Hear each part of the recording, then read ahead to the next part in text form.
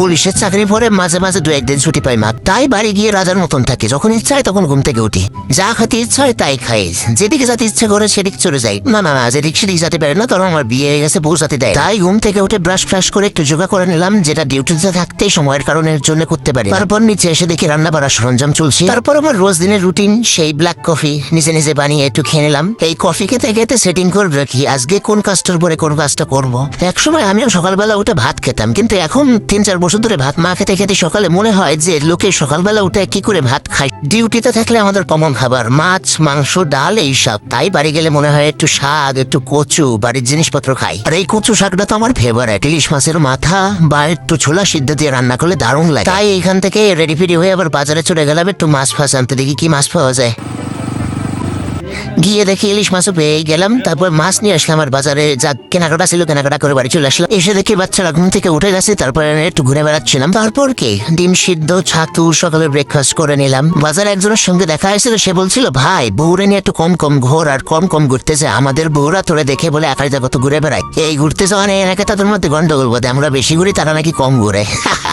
আমরা তো ঘুরে বেড়াই, আমাদের ঘুরতে ভালো লাগে তাই ঘুরে বেড়াই, কেউ দেখানোর জন্য ঘুরি না। আমারে জ্বালানি এনে দেওয়ার কথা বলেছিল, কিন্তু আমি তো তা শুনতেই পারি নাই। তাই দেখি এসে রেগে মুখ টুক ফুলাই রয়েছে। এদিকে দেখি মা আর মেয়ে রেডি ফেডি হয়ে সকাল সকাল পুজো দিতে চলে যাচ্ছে। ছাদে এসে দেখি ছাদে পুরো একদম বাঁশ গাছ চলে এসে, তাই ঘুরে আজকে কাটবো, তাই অস্ত্র একটু ধার দিয়ে নিচ্ছিলাম।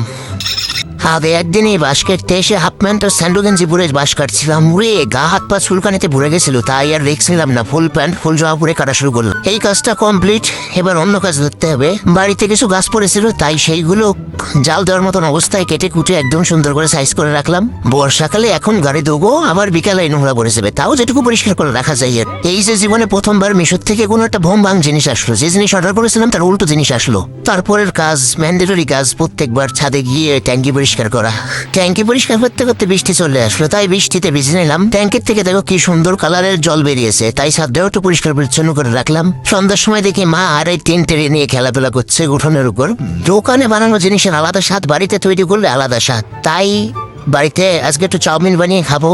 তোমাদের কোনটা ভালো লাগে, দোকানের চাউমিন নাকি বাড়ি বানানো চাউমিন, বা যে কোনো খাবার কোনটা বেশি ভালো লাগে একটু বলো কমেন্ট করে। এত সুন্দর টেস্টি হয়েছিল চাউমিনটা, ডিম মাংস সবকিছু দিয়ে মিক্স চাউমিন, দারুণ দারুণ খেতে হয়েছিল। খাওয়া দাওয়া করে আজকের মতন ঘুমিয়ে পড়লাম। Bye bye, tata, good night, সবাই ভালো থেকো।